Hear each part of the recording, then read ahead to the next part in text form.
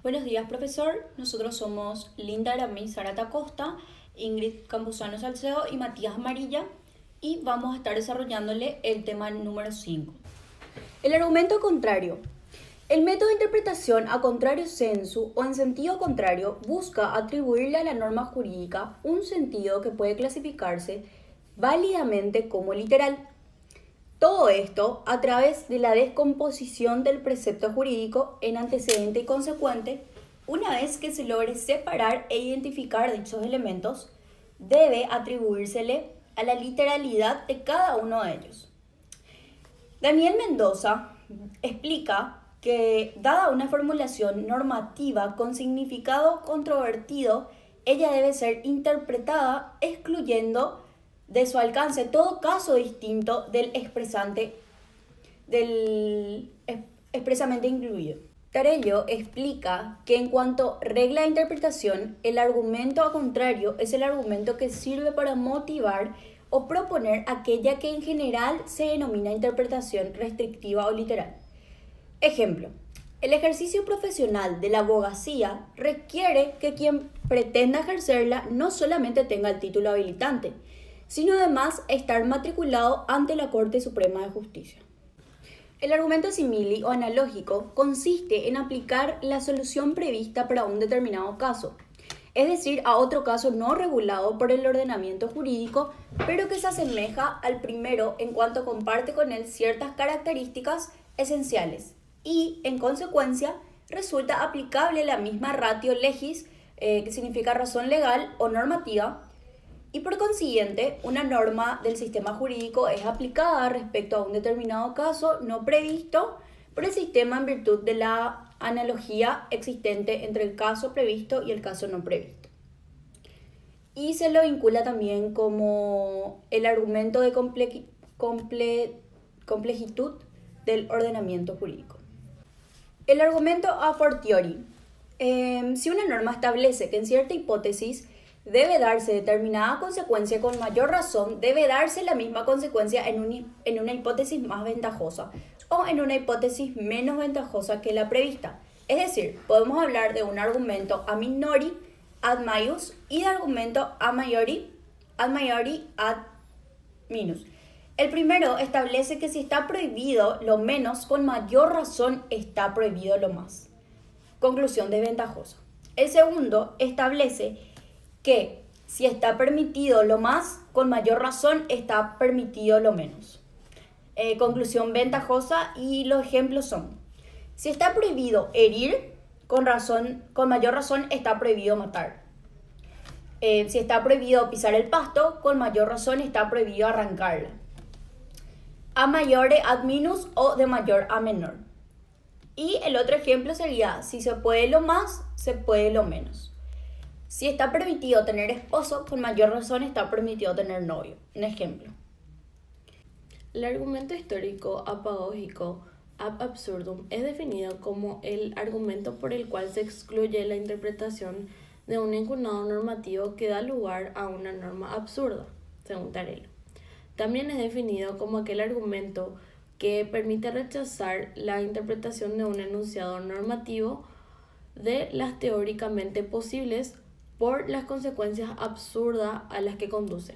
Cuando la aplicación de una norma genera notoria injusticia o inequidad, mediante este argumento se otorga la voluntad del legislador la presunción de que no ha querido prever la creación de una norma que lleve a consecuencias inicuas o irrazonables. En dicho caso, el intérprete debe adecuar la norma al caso concreto y atribuir un significado compatible con las exigencias de justicia y no racionalidad del derecho.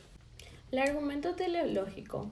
Este argumento tiene como base la presunción de racionalidad del derecho y, por consiguiente, su objeto es establecer cuál es su finalidad. Carecería de un sentido suponer que una norma fuera dictada sin finalidad alguna. Torello lo define como el argumento por el cual se atribuye a un enunciado normativo el significado que corresponde a la finalidad propia de la ley, de la cual el enunciado forma parte.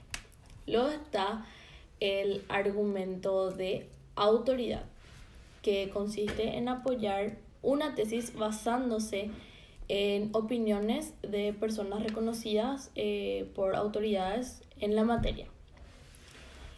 Ahora bien, si se produce una controversia irreconocible sobre el significado de la norma en un Estado de Derecho, la cuestión tendría que resolverse mediante una interpretación proveniente del órgano jurisdiccional.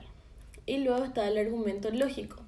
Un argumento lógico se construye con proposiciones, es decir, frases que afirman una determinada cosa.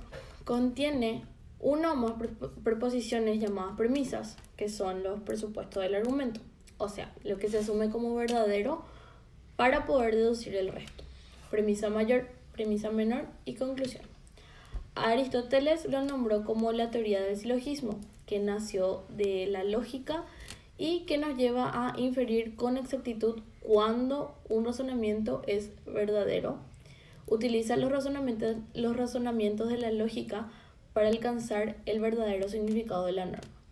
Y luego está el argumento sistemático, que es un sistema normativo y todas sus normas están coherentemente relacionadas unas con otras, en cuyo caso la función del argumento sistemático vendría a consistir en relacionar la norma interpretada con las demás integrantes del sistema.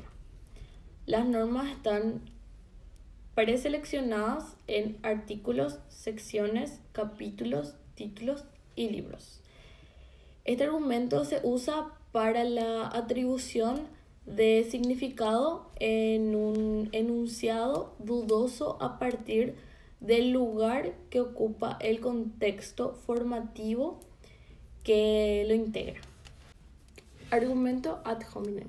En latín es dirigido a la persona. Es un tipo de razonamiento que se construye a medida de la persona a quien se dirige, apoyándose en la convicción del interlocutor. Constituye un tipo de falacia, puesto que no pretende argumentar sino atacar o descalificar el adversario.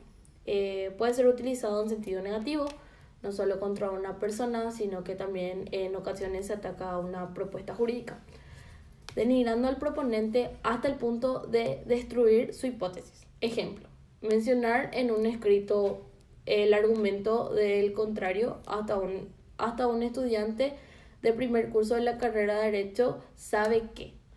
En lógica se conoce como argumento ad hominem, del latín contra el hombre, a un tipo de falacia. Argumento que por su forma o contenido no estaría capacitado para sostener una tesis.